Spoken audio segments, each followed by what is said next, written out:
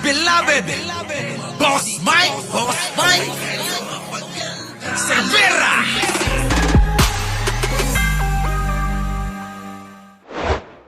Magandang umaga, magandang hapon at magandang gabi sa mandako ng mundo. Naroon kayo. Siyempre, magandang buhay na rin para sa ating lahat. Eto na mga kababayan, nako po, lalong madidiin neto si Kibuloy ha. Oo, dahil nga etong 10 taon nang nakakaraan na naging biktima ni Kibuloy mga kababayan ay nagtawag na ng napakarami pa raw di umanong mga biktima ni Kibuloy. Naku po, eto na mga kababayan. Etong si Amanda ha. Oo, nanawagan na sa mga nabiktima daw ni Kibuloy. Yari na. Oo. Boom. Eto na nga. Tingnan nyo mga kababayan ha. Etong sasabihin ni Amanda. Abay magugulat kayo. Abay mukhang maraming alam si Amanda na matagal na palang mga taon na maraming binibiktima. Di umano itong si Kibuloy ha. Oh, pasok. Ano yon? Matapos na makaharap si Kingdom of Jesus Christ o KOJC leader Kibuloy sa korte kanina sa sinagawang arraignment o pagbasa ng sakdal sa religious leader, nanawagan ang biktimang si alias Amanda sa iba pang mga biktima na lumantad na at magsampa rin ng reklamo. Halak ka! Diba mga kababayan? Oh. Etong panawagan ni Amanda, maaaring lumakas na loob ng iba. Siyempre, alam niyo naman yung mga biktima ng ganyan. Di ba? Oh, siguro yung karamihan o yung ilan, nahihiya na lang na pag-usapan, di ba?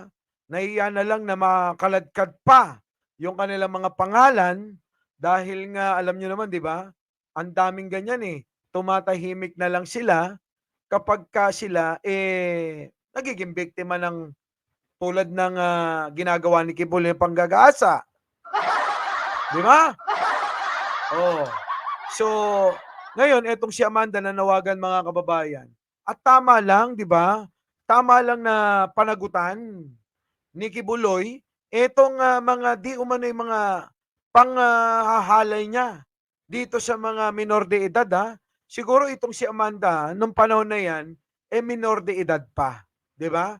Minor de edad pa at saka maganda si Amanda ha. Maganda. Oo. Kita nyo naman no, itsura. Tingnan nyo, lakihan natin ha. Lakihan natin. Kita nyo naman no. Naka-face mask pa yan. Tingnan nyo naman ang mga mata. At matangkad si Amanda ha. Oo. Malabong hindi magugustuhan niya ni Kibuloy. Pero alam nyo mga kababayan, tama rin na manawagan si Amanda sa mga iba pang biktima at sana itong mga nabiktima pa ni Kibuloy, lumabas na. 'Di ba? Lumabas na magsampa na rin ng reklamo. Sama-sama na sila. Parang yun ang gusto rin ni Amanda eh. Sama-sama tayong mga biktima ni Kibuloy para lalong 'di ba? Makuha natin yung hustisya. Wala namang masama diyan. Kung ang gusto lang naman netong sila Amanda makuha at mapanagot, 'di ba?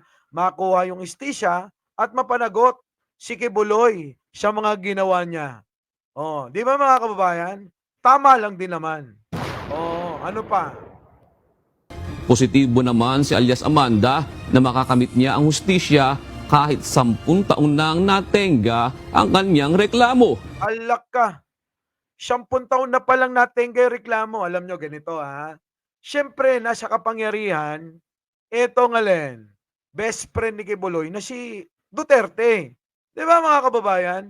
Alam naman natin na protektado si Kibuloy. Ni Duterte. Alam natin yan. Sino ba naman ang hindi pa nakakaalam dyan? Siyempre, poprotektahan niya yung best friend niya. Kaya nga nakita nyo naman, di ba? Maraming issue na lumalabas na si Kibuloy daw ang mga kayamanan niyan pag-aari ni Digong, di umano. O ayon yan sa mga ugong-ugong, ano, 'di ba mga kababayan? O ngayon 10 taon na pala itong, mula nung, nagsampa ito ng kaso mga kababayan. Ang tagal na, 10 taon. Siyempre nga naman tutulugan yan o dili kaya siyempre aabsueltuhin si Kibuloy.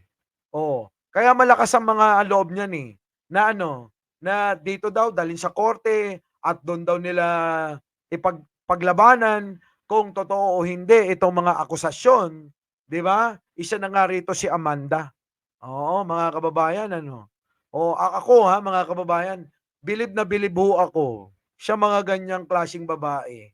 'Di ba? Matapang at pinaglalaban yung kanilang karapatan. Yung bang, gusto nilang makuha yung hustisya, 'di ba? Yung mga ganyang babae dapat yang pinapakasalan mga kababayan, 'di ba? Yan yung mga klase ng babae na dapat pinapakasalan kasi maprinsipyo. 'Di ba mga kababayan ano? Yun na nga yun.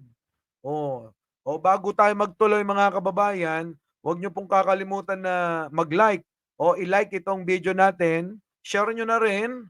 Kung hindi naman kalabisan din, mag-subscribe na rin kayo para lagi kayong updated sa aking mga ina-upload at pagka nagla-live po ako ay ma-notif po kayo, 'di ba? So 'yun mga kababayan, nakakatuwa lang at merong mga tumindig na tulad ni Amanda para ipaglaban at para magkaroon ng hustisya, hindi lang si Amanda, maging yung iba pang mga biktima. 'Di ba? Ito ang balita ni Dante Amento live. Magandang hapon Dante, yan bang mga tinutukoy na ibang biktima ay mga nakasama rin ni alias Amanda noon at kapareho ng dinanas mula kay Apollo Kibuloy? Yun na nga yun. Pare-parehas lang ng dinanas yan. Mga kababayan, pare-parehas lang. Ang dami namang istoryang ganyan, di ba? Halos iisa lang yung proseso kung paano isakatuparan ni Kibuloy di umano yung kanyang mga maiitim na balak dito sa mga minor de edad, mga kababaihan, mga kababayan. Iisa lang Iisa lang yung proseso at estilo kung paano kung paano gahasain di umano ni Kibuloy itong mga kababaihan. Pinapangakuan at sinasabi na sila daw ay hahabulin ng kanyang angel of death o angels of death. At syempre, kasama na rin dyan yung pangako na mananatili ka pa rin birhen kahit na maipasok ang hotdog ni Kibuloy. Muli, ako po ang inyong lingkod, Mike Cervera po. Laging nagsasabing mahalin natin ang ating kapwa, pagdasal natin ang ating bansa. Opo, huwag niyo pong kakalimutang i-comment yung inyong mga opinion, pananaw. Binabasa ko pong lahat yan. Maraming salamat po. Our beloved Boss Mike Cervera.